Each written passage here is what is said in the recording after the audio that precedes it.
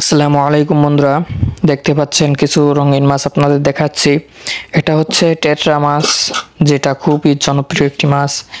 এটা হচ্ছে সাকার ফিশ, যেটা সাধারণ সাকার ফিশ। এটাও সাকার ফিশ। এটা বাইরের দেশে পাওয়া যায়, এটা বাংলাদেশেরটা নয়।